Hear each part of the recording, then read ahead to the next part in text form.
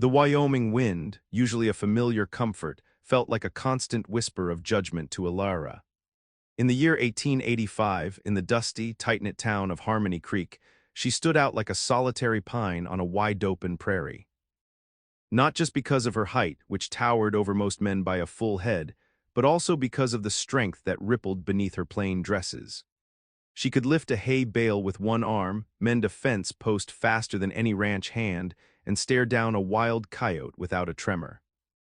But these strengths, which might have earned respect in another place, only earned her ridicule here. "Look at that giantess," someone would mutter as she passed. "A regular freak of nature." Ilara, a widow for 5 lonely years, had grown a thick skin, but the barbs still found their way to her heart. She longed for a friendly nod, a simple conversation, a dance at the Saturday night gathering. Instead, men would quickly turn their backs or hurry past, their eyes darting away as if she carried a sickness. Children, egged on by their parents' hushed tones, would sometimes point and whisper, "Monster woman." Alara would pretend not to hear, focusing on the uneven dirt path beneath her worn boots. Her small cabin on the edge of town was her sanctuary, a place where she didn't have to shrink herself or pretend to be less than she was. She spent her days tending a small garden, carving wooden animals, and reading tattered books, finding companions in their pages that she couldn't find in Harmony Creek. The loneliness was a heavy cloak, wrapping itself around her even on the brightest days. She was strong, yes, but her heart ached for connection, for someone to see past her unusual frame to the kind, gentle woman within. Every sunrise brought the same cold truth.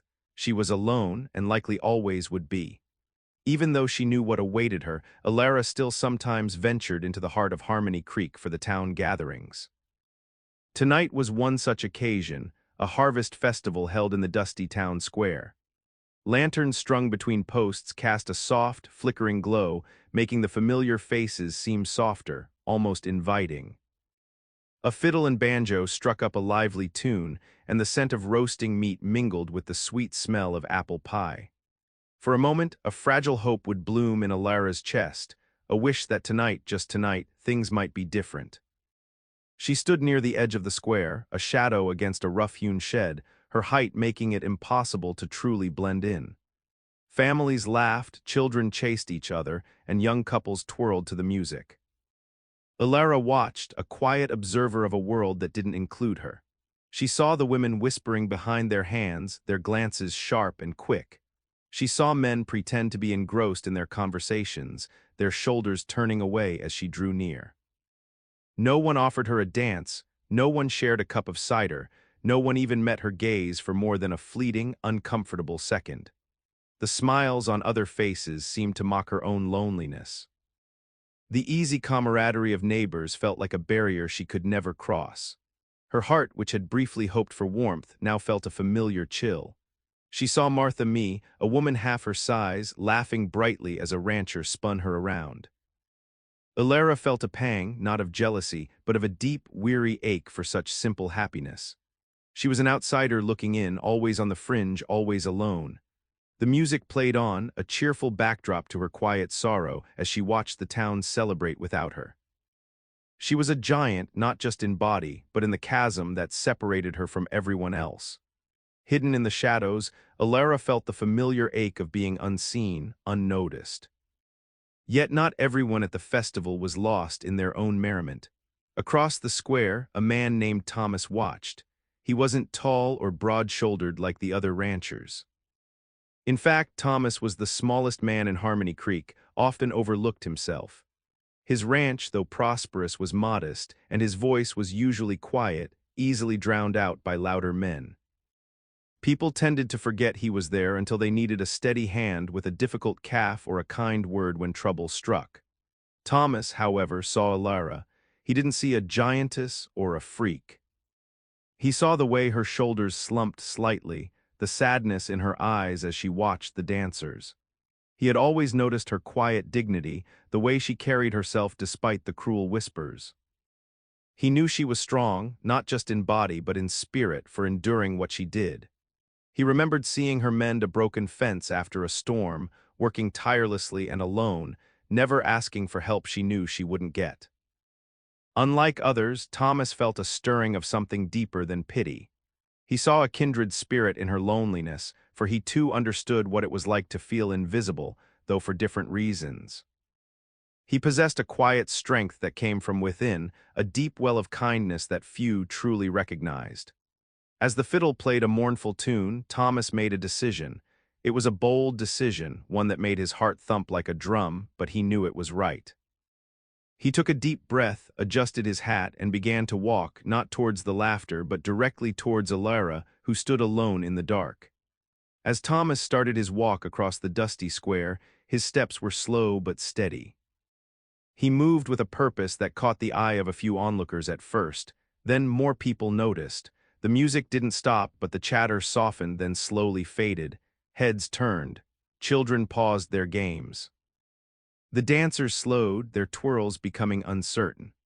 All eyes followed the small rancher as he walked, not toward the lively center of the celebration, but toward the lone figure by the shed. Alara, lost in her thoughts, didn't immediately notice the shift in the crowd's attention. She was too busy watching a young couple share a sweet smile. But then, a sudden quiet fell over the square, a strange stillness that prickled her skin. She looked up, her gaze sweeping across the faces, which were now all turned in one direction. And then she saw him, Thomas. He was heading straight for her. Alara's heart gave a little jolt, a mix of confusion and a familiar dread. What new prank was this? Was he going to make a joke at her expense, right here in front of everyone? Her stomach tightened. She braced herself for the mockery, for the laughter she knew would surely follow. She wanted to shrink back into the shadows, to disappear entirely. But she stood her ground, her gaze fixed on him, a silent challenge in her eyes. Thomas didn't falter. He kept walking, his eyes fixed on Alara, ignoring the gaping mouths and stunned expressions around him. The silence in the square grew heavier, charged with unspoken questions. Every step he took brought him closer to her and closer to changing everything. He reached her, stopping just a few feet away, his gaze kind and steady, holding hers. The entire town held its breath. The air crackled with unspoken questions as Thomas stood before Alara. Her gaze was wary, her posture stiff, ready for the blow of public humiliation. But then, to the absolute shock of everyone present, Thomas did something extraordinary. Slowly, deliberately, he lowered himself to one knee in the dusty earth. His hat, which he had clutched in his hand, now rested on his thigh. A collective gasp rippled through the crowd. Mouths fell open. Even the fiddler, who had been trying to resume his tune, let his bow drop. No one in Harmony Creek had ever seen such a sight. Alara herself stared, utterly bewildered. Her mind raced, trying to make sense of this strange act. Was this part of the joke, a more elaborate setup? Thomas looked up at Alara, his eyes shining with earnestness and a courage that belied his small frame. His voice, usually soft, carried clearly across the silent square, cutting through the stunned quiet like a bell. Alara, he began, his voice firm and kind, I have watched you for a long time. I have seen your strength, your kindness, and the quiet dignity with which you carry yourself, even when others are unkind. He paused, taking a breath. I know what people say, but they do not see what I see. I see a good woman, a brave woman, and a woman I admire. Then he extended his hand, palm open, towards her. Alara, will you do me the great honor of becoming my wife? The question hung in the air, heavy with meaning, shattering all expectations. It wasn't a joke. It was a proposal, offered with raw honesty and a profound respect that Alara had never before experienced. The town remained frozen, a tableau of disbelief.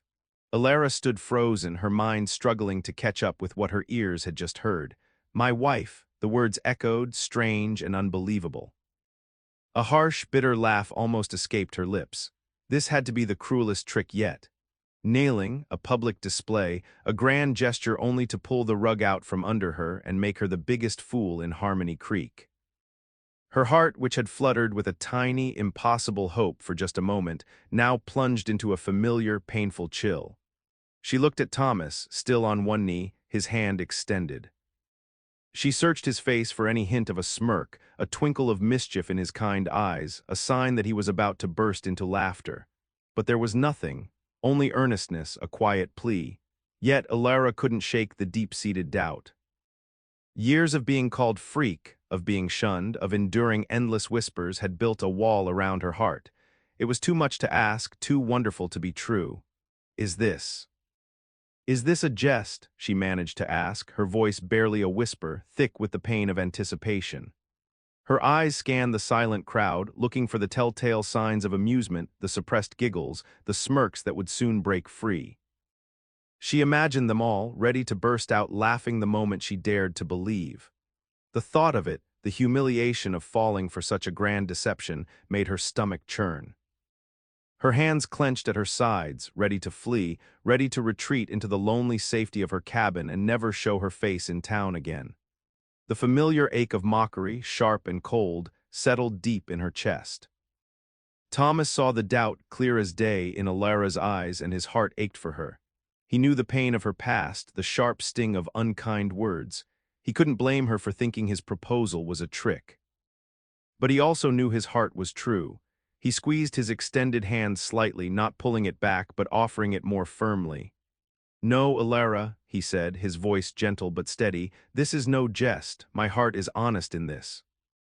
I'm not asking you to be my wife because of what others say about you or because of your size. I ask you because of who you are inside." He looked directly into her eyes, making sure she understood every word. "I see your kindness, the way you leave food for the stray cats by the livery. I've seen your patience when that old wagon wheel kept breaking on you. I know you're brave, Alara.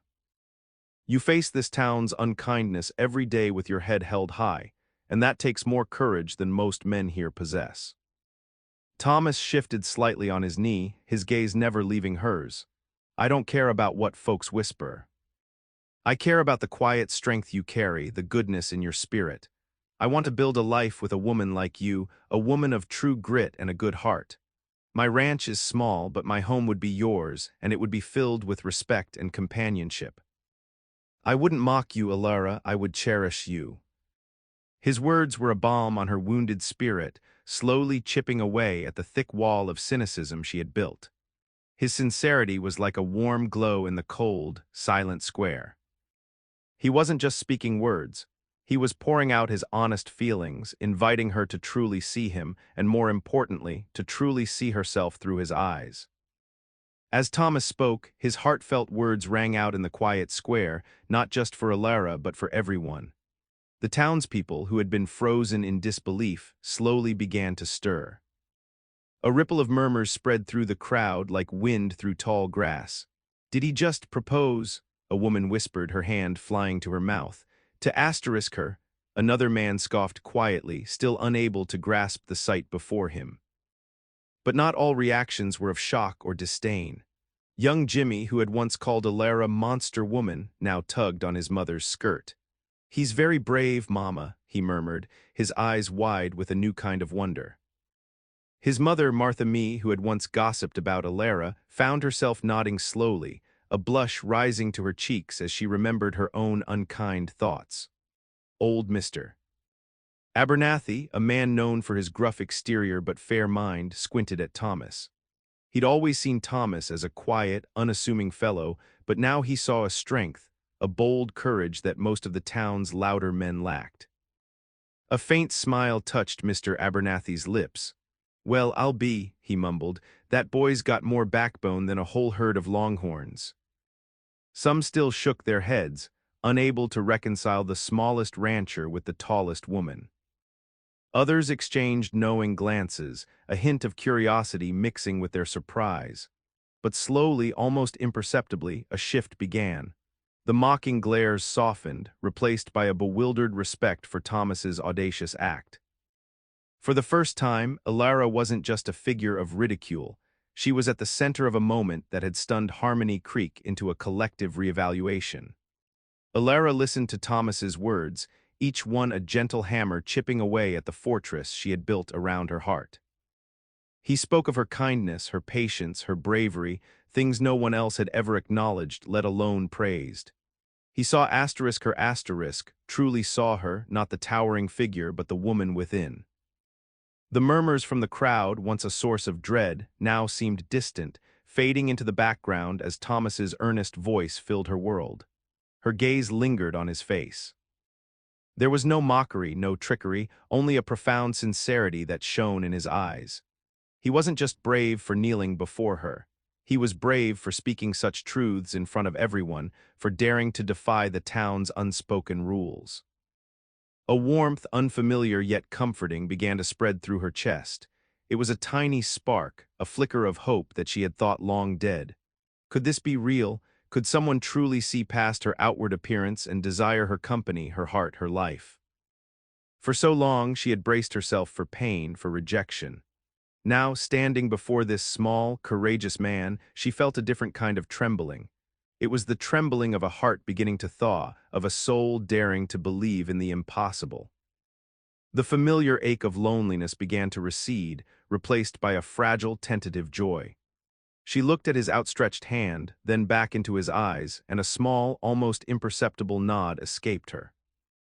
The flicker of hope had become a tiny flame, warming her from the inside out. The small, almost imperceptible nod Alara gave was enough. It was a silent, powerful yes that echoed louder than any shout in the stunned square. Her heart, once a fortress, now felt wide open, vulnerable but alive. She slowly, tentatively reached out her hand and placed it in Thomas's. His fingers, surprisingly warm and firm, closed around hers, a gentle squeeze that sealed their unspoken promise. He rose to his feet, still holding her hand, and for the first time in years, Alara felt a sense of belonging, not just to a place, but to a person.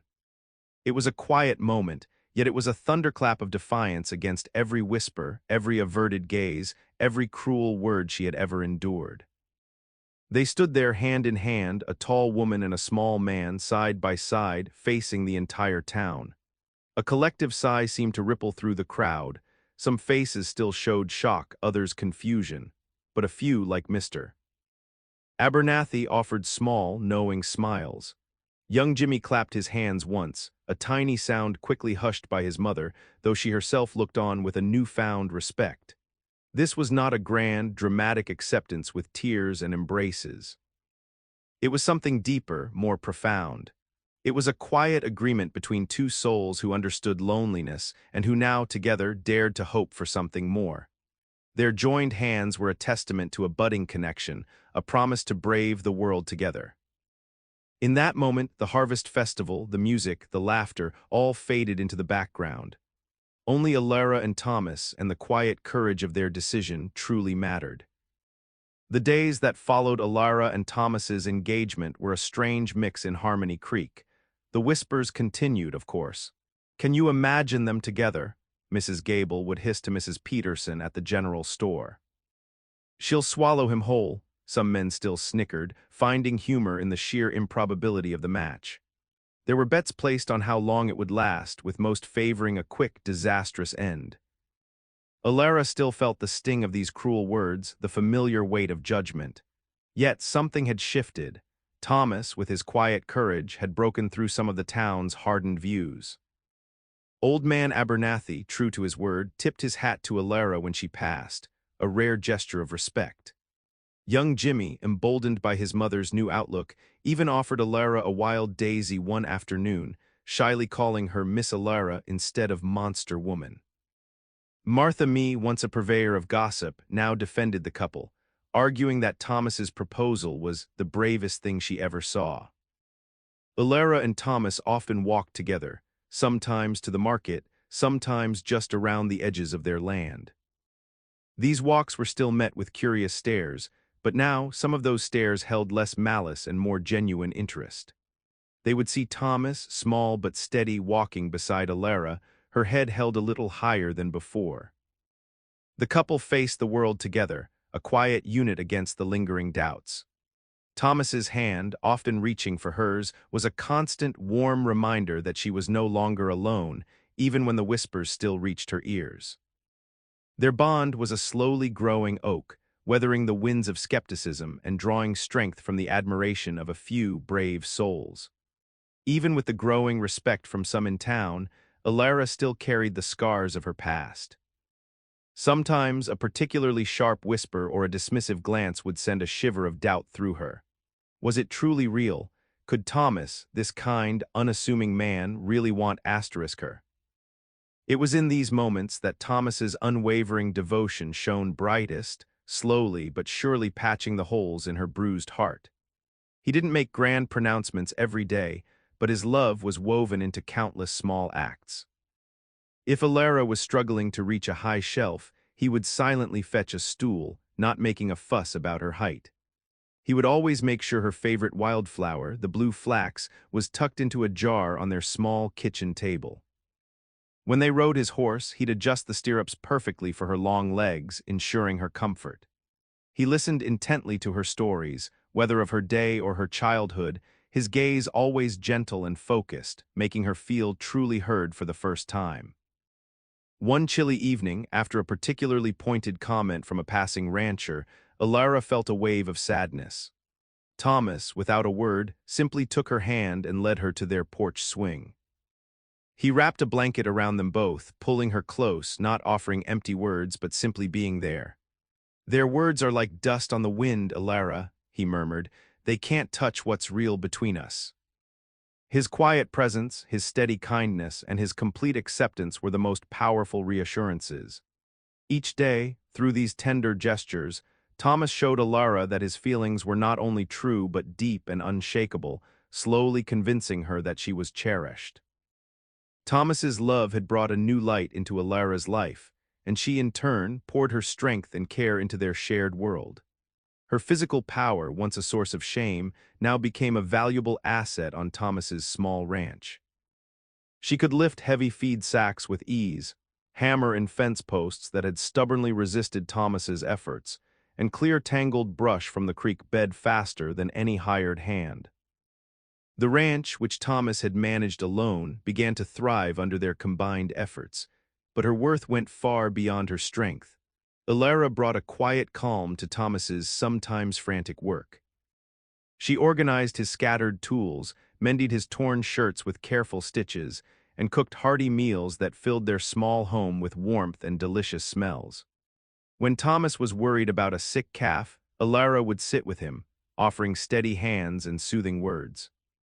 She proved to be a keen observer, noticing things Thomas sometimes missed, like the faint limp on a horse or the signs of an approaching storm. Her gentle nature, often hidden beneath a stoic exterior, blossomed. She made sure Thomas always had a warm cup of coffee waiting for him at dawn and a clean, comfortable bed to rest in at night. She listened to his plans and worries, offering thoughtful advice when asked or simply a comforting presence.